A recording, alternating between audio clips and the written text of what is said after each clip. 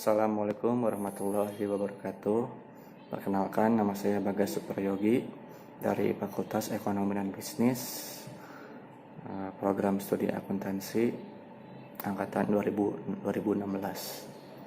Pada kali ini saya akan mempresentasikan karya ilmiah yang telah saya buat yang berjudul Pengaruh Fraud Diamond terhadap pendeteksian kecurangan laporan keuangan dengan menggunakan BNIS M-Score model. Studi empiris pada perusahaan BUMN yang terdaftar di Bursa Efek Indonesia pada tahun 2014 hingga 2018. Pada awal tahun 2019 telah terjadi suatu fenomena, yaitu skandal laporan keuangan yang dilakukan oleh salah satu perusahaan BUMN yang terdaftar di Bursa Efek, yaitu PT Garuda Indonesia. PT Garuda Indonesia telah terbukti melakukan suatu manipulasi laba pada laporan keuangan yang berakhir pada 31 Desember 2018. Salah saji ini terjadi pada akun pendapatan yang sebelumnya adalah salah satu piutang yang dimiliki oleh PT Garuda Indonesia. Transaksi piutang tersebut yaitu kerjasama antara PT Mahata Aeroteknologi dengan PT Garuda Indonesia atas penyediaan koneksi Wi-Fi yang belum tertagih, tetapi PT Garuda Indonesia mengakuinya pada akun pendapatan sehingga laba yang dihasilkan oleh PT Garuda Indonesia menjadi overstatement. Sehingga pada fenomena tersebut membuat saya sebagai peneliti tertarik untuk melakukan suatu penelitian yang berjudul Fraud Diamond terhadap pendeteksian kecurangan laporan keuangan dengan menggunakan BNIS M-Score model.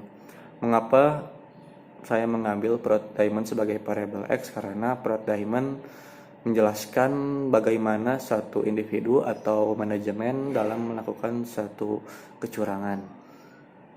Fraud Diamond di dalamnya ada 7 variabel proxy, diantaranya yaitu financial stability, external pressure, financial target, ineffective monitoring, nature of industry, opini audit, dan pergantian direksi.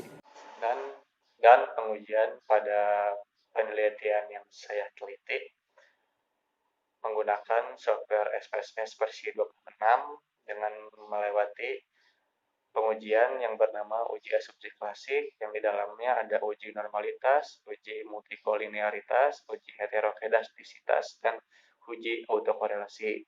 Dan berikutnya ada hasil analisis regresi berganda, kemudian pengujian hipotesis menggunakan uji F dan uji T, serta koefisien determinasi. Selanjutnya ada pengujian hipotesis. Pengujian hipotesis yang pertama yaitu pengujian hipotesis secara simultan. Pengujian hipotesis secara simultan menghasilkan suatu hasil, yaitu Fraud Diamond dengan 7 variabel proxy berpengaruh terhadap pendeteksian kecurangan laporan keuangan karena nilai signifikan pada tabel ANOVA bernilai 0,029, yang artinya masih di bawah nilai alfa. Selanjutnya uji T atau pengujian hipotesis secara parsial. Pengujian hipotesis secara parsial terdapat hasil beragam.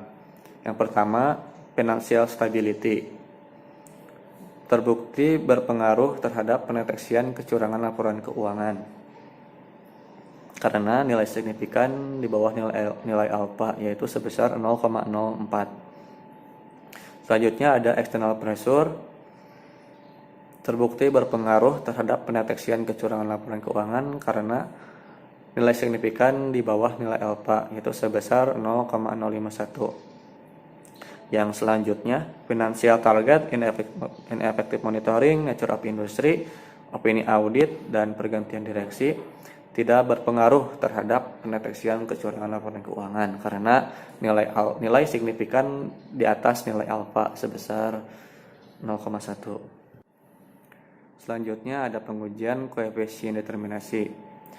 Pada tabel model summary pada kolom R-square terdapat angka sebesar 0,276, yang artinya fraud diamond secara simultan berpengaruh sebesar 27,6% terhadap pendeteksian kecurangan laporan keuangan pada perusahaan BUMN yang terdaftar Bursa Efek.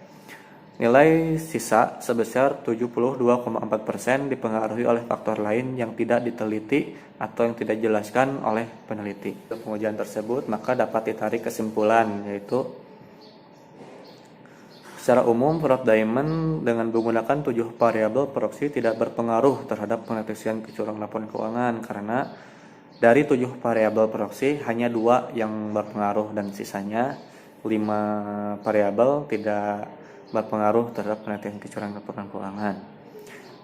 Sekian presentasi yang telah saya sampaikan. Mohon maaf apabila banyak kesalahan dari tutur kata. Terima kasih atas perhatiannya. Wassalamualaikum warahmatullahi wabarakatuh.